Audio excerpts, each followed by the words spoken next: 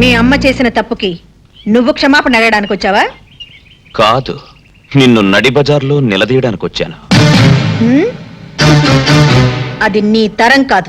ఆహా, కంగారుగా కారు దిగావంటే పొగరు దిగిందేమో అనుకున్నాను. వట్టి కారే దిగావన్నమాట. నువ్వు నన్ను కారు దించితే నిన్ను నేను నా కాళ్ళ దగ్గర దించుతాను. నీ కాళ్ల బేరానికి రావాల్సిన అవసరం నాకు లేదు. నువ్వే నా కాళ్ళు కడిగి నెత్తిన నీళ్లు చల్లుకునే అవకాశం అల్లుడిగా తొందరలోనే నీకిస్తాను. అల్లుడిగానా? నువ్వింకో 10 జన్మలెత్తినా ఈ ప్రమీలాదేవి నీకు అవకాశాన్ని ఇవ్వదు. చూడు, నన్ను కాదని నువ్వు గబగబా దుబాయ్ వాణ్ణి తెచ్చినా, చకచక చైనా వాణ్ణి వెతికినా ఇవేవి జరగవు, జరగనివ్వను. ఎప్పటికైనా నేనే నీ కూతురికి మొగుణ్ణి. Mind it. Rani, bye bye.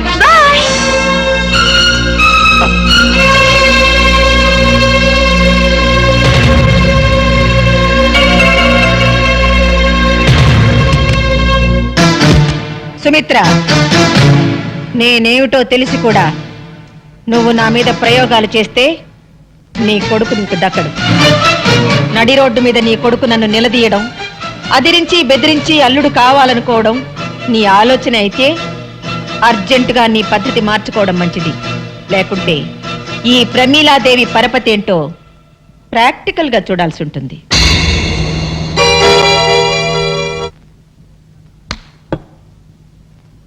ఏంటన్నా రాణన్నో దాంతో నా పెళ్ళన్నో బోల్డంత ఆస్తాను. ఆఖరికి నీ బోడీ ప్లాన్ ఫెయిల్ అయితే ఆ రాణిని దుబాయ్ అడకప్ప నువ్వు ఇక్కడ కూర్చొని పీతల మందు అవుతున్నావా? ఒరే పిచ్చి నాన్న, ఈ పని భూషణ్ రావు బుస్సుమని బొస్సే కాదురా, కస్సుమని కాటు కూడా వేయగలడు. నేను ఇంకేం చెప్పనురా, చేసి చూపిస్తా. వాట్? మీరు చెప్పేది నిజమా? అవును బాబు, ఆ మాధవు రాణి ప్రేమించుకున్నారు అన్నట్టు వాడు అచ్చు నీలాగే ఉంటాడు. థ్యాంక్స్. పైగా ఆ ప్రేమించుకున్న వాళ్ళు ఏమన్నా వేసవకాలమో చలికాలమో ప్రేమించుకున్నారా? చూస్తూ చూస్తూ వర్షాకాలంలో ప్రేమించుకున్నారు. వర్షాకాలంలో ఏమవుతుంది? అవుతుంది అని సినిమాలు చూడడం వల్ల అడుగుతావేంటి?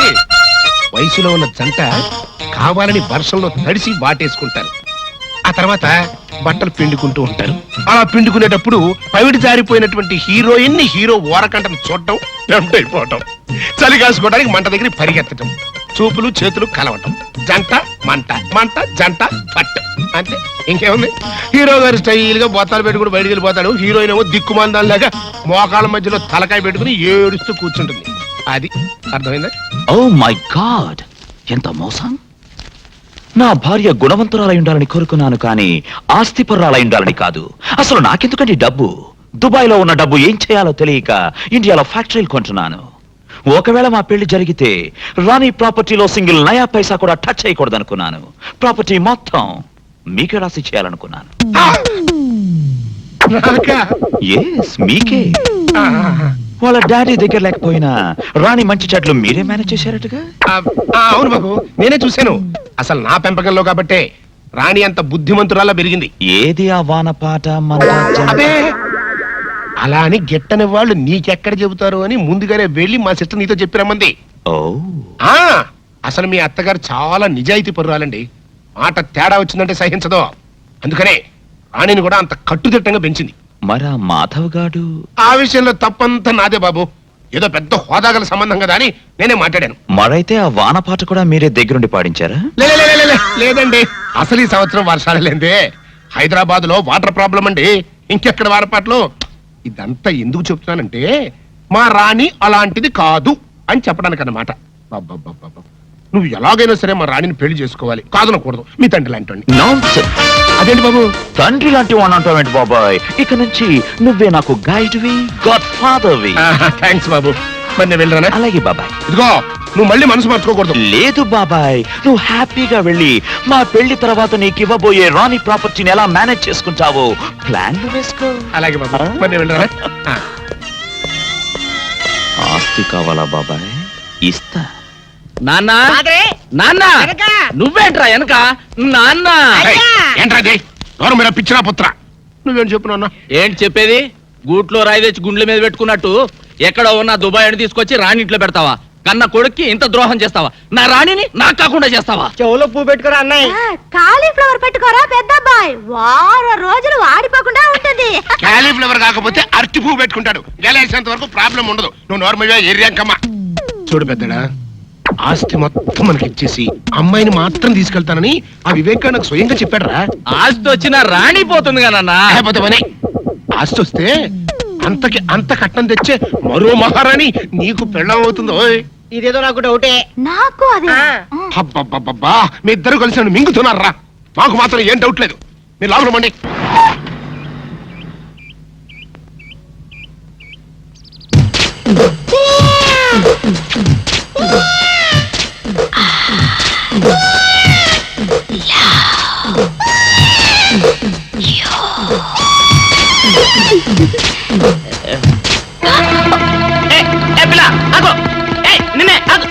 వారిని దొరికినట్టే దొరికి జారిపోయిందే.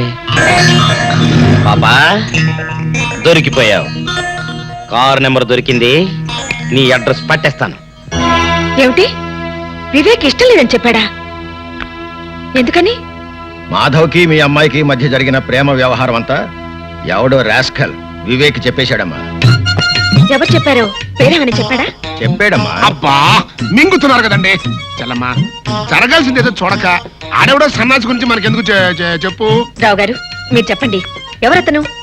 దేవుడా దేవుడా, నా పేరు చెప్పండి చూడు తండ్రి. మాధవ్ చెప్పేటమ్మా. మాధవ? వాడా? వాడినైతే నరికి పోగులు పెట్టిన పాపలే. అన్నయ్య నువ్వు ఊరుకో. చూడండి రావు గారు, ఇందులో దాచడానికే ఉంది.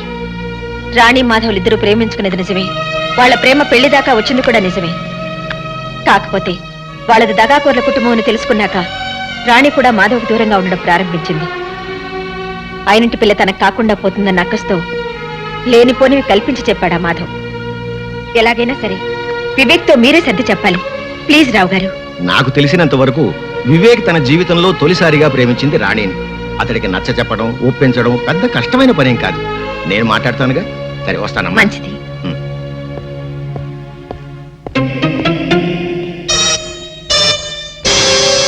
ఏంటి చెల్లమ్మా ఆలోచిస్తున్నావు? ఆ మాధవ్ గడి గురించేనా? ఉమ్, 24 గంటల్లో ఆడి కంటి చూపు నోటి మాట లేకుండా చేస్తాను. నువ్వేం వరీ కాబాక.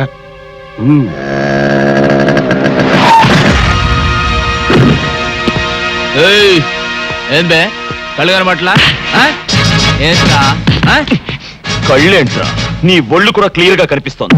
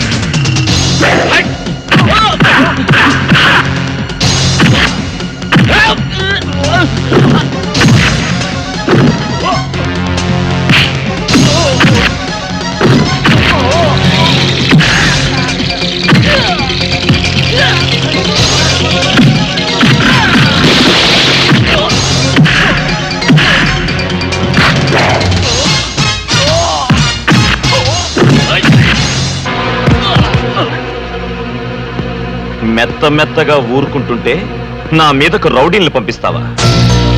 మనతో పెట్టుకుంటే ఎవరికైనా ఇదే పరిస్థితి. Be careful. ఏంటా లుక్? ఈసారి కొత్త ఎత్తు వేద్దామని ఆలోచిస్తున్నావా? నీకా ఛాన్స్ ఇవ్వను. నీ కళ్ళ ముందే నీ ఇంట్లో నుంచే నీ కూతుర్ని తీసుకెళ్లి పెళ్లి కాకుండానే కాపురం చేస్తాను. ఏం చేసుకుంటావో చేసుకో.